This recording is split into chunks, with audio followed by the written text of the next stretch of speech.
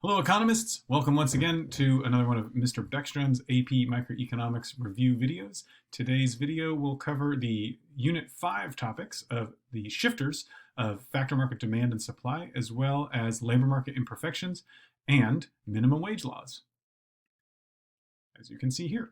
So, getting right to it. There are three things that shift resource demand. The first one of those is something that we mentioned in the first video in this series on Unit 5, derived demand.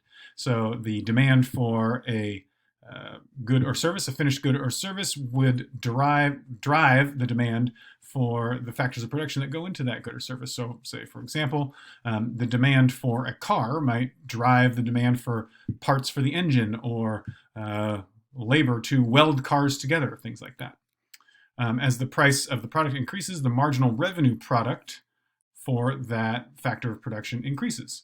Remember, the marginal revenue product, or one way to calculate marginal revenue product, is to multiply product price by marginal productivity of the last unit of a productive resource hired, or the last unit of labor, say, for example.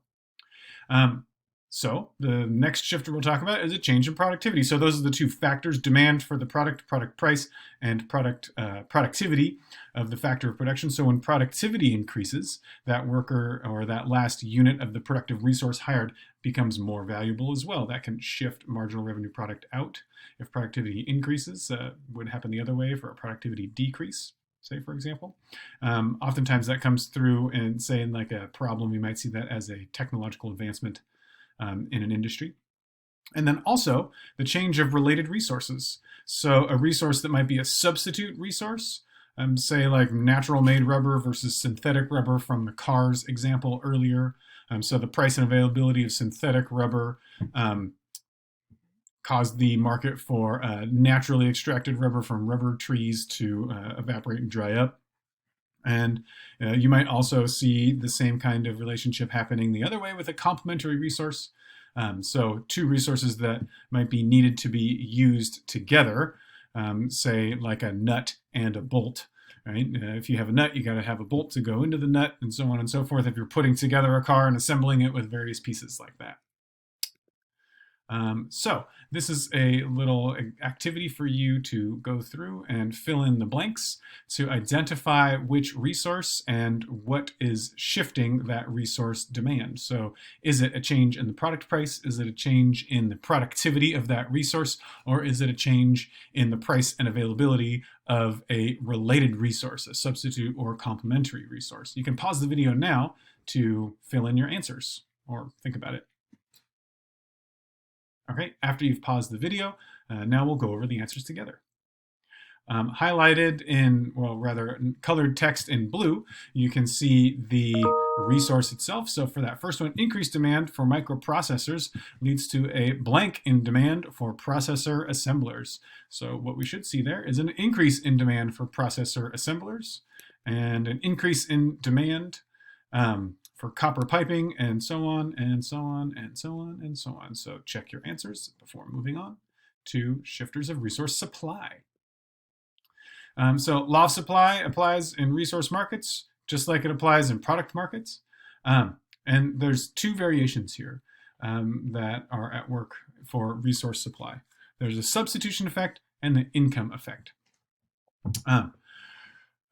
Speaking specifically about the labor market now, if you earn a high wage, you'd be willing to work more hours. So let's say you're able to, if you're a student and you're able to earn $15 an hour being a lifeguard at the local pool, that might be worth it to you to give up your Saturday and Sunday working all day to be a lifeguard at the local pool. Now, if you earned $200 an hour being a lifeguard at the local pool, you would probably be willing to give up some time working on your schoolwork or studying for earning that $200 an hour wage. It seems like a pretty good wage.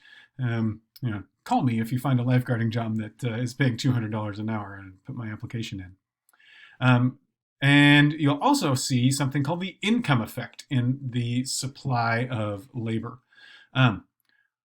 For people who make a lot of money, they also want to spend that money. So the substitution effect is about how much money you can make. And if I can make more money, I will offer more hours of my time and more people will jump into the labor supply pool there and offer their hours of their time in whatever industry that is. The income effect has an opposite effect of the substitution effect in that once you are making a lot of money, you have a lot of money. When you have a lot of money, you want to spend that money on things that are normal goods. And typically speaking, what we see when we observe people's behavior is that leisure time is a normal good. And so if you have enough money to not need to work all the time, why are you going to work all the time just because you want to get more money? Typically speaking, we see the substitution effect be more powerful at lower wages and the income effect more powerful at much higher wages. And so you'll end up with a labor supply curve that looks a little something like this. We don't often see this tested by the College Board. And if you're watching this video in 2020 with the modified for COVID-19 AP tests that are happening, severely doubt you'll see this on the AP test. But what you can see is from wage 1 up to wage 2, the substitution effect is stronger than the income effect, but then from wage 2 up to wage 3, people are wealthy enough to want to actually spend their money and take leisure time, go on vacations and such. And so the more money you get, the more likely, say, you would be to retire at age 40 if you were already a billionaire or something like that. All right, so the things that shift the resource supply curve, getting to that after our kind of special cases there with the income and substitution effect, the number of qualified workers. So you might see this as growth in education or training or abilities required. The number of qualified workers who are able to work. Again, right now, just to keep it current, almost every single person who is a qualified worker in the healthcare industry is putting in double time. People are coming out of retirement and so on and so forth in order to battle this pandemic disease that we've got going on in the spring of 2020. And that could be something in association with the personal values regarding leisure time and societal rules. Why, if I'm a nurse or if I'm a doctor, why would I come out of retirement to put my life on the line? Well, it's a personal value. It's a choice that I'd be making to say, I want to help out my community.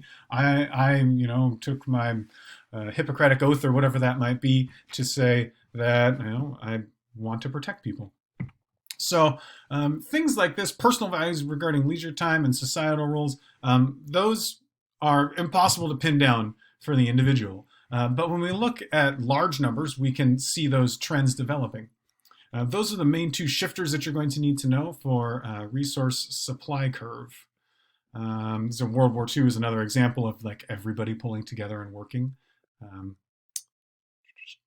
Why do some occupations get paid more than others is a topic we'll cover perhaps later. But for now, part of that has to do with imperfections in the labor market. So I'm going to show you a supply and demand analysis of the labor market in order to take a look at the minimum wage idea in just a moment.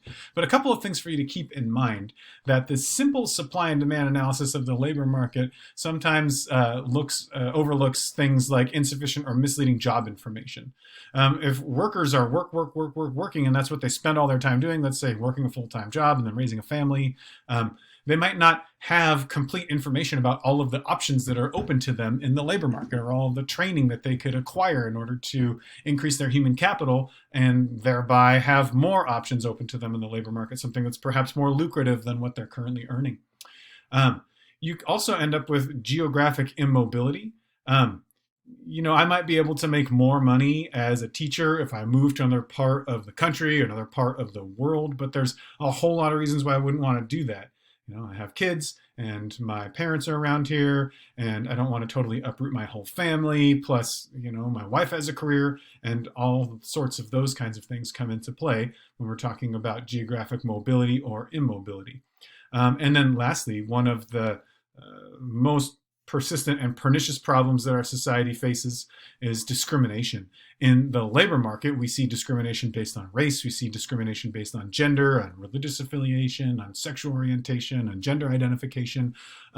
All of those things have a place in an economic analysis, and that's all of those things are reasons why we might say that the basic minimum wage analysis, supply and demand minimum wage analysis, is somewhat incomplete.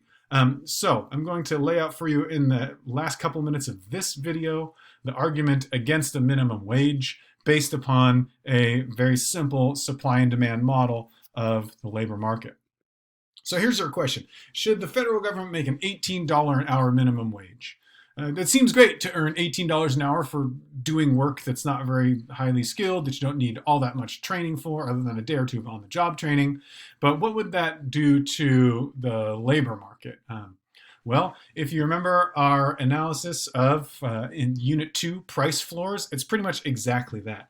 So let's say the market for fast food cooks is paying $12 an hour, is where the equilibrium amount of labor is there. At 10 units of labor, $12 an hour. The government wants to help workers because the equilibrium wage is too low, which is a matter of opinion. And the government sets a minimum wage of $18 an hour. So how would that impact the fast food cooks market?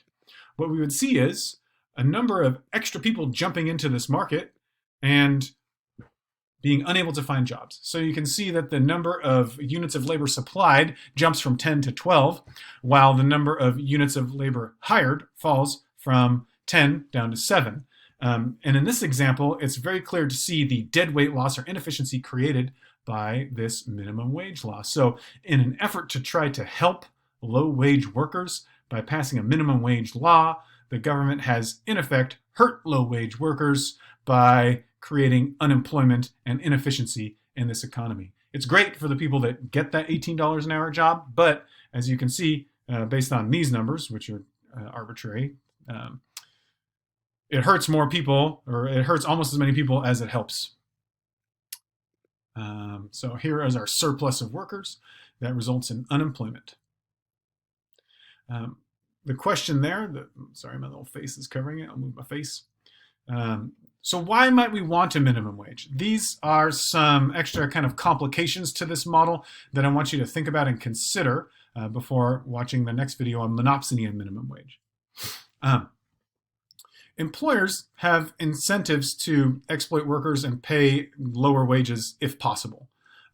Historically speaking, that's an inarguable fact. Since the Industrial Revolution and before, we see plenty of that happening in labor markets, especially in low-skill labor markets.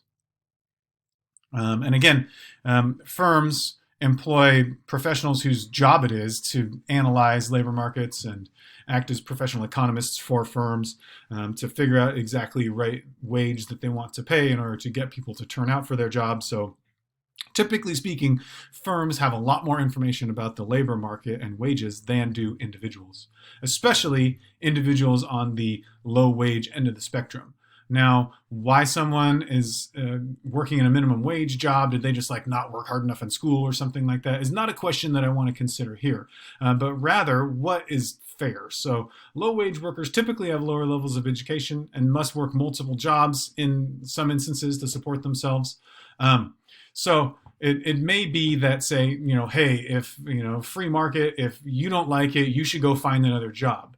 And I would be all for that. And I am all for that. And personally speaking, I don't think it actually ends up working that way is the problem. So it can work that way, but do we have a system that's set up to work that way? I guess is a question for another day. A more complete analysis of minimum wage, I think, is given by the monopsony model, which shows a firm with market power rather than firms and individuals with equal power in the low-skill labor market minimum wage kind of situation. And that will be for a video for next time. Thank you all for watching. Bye for now.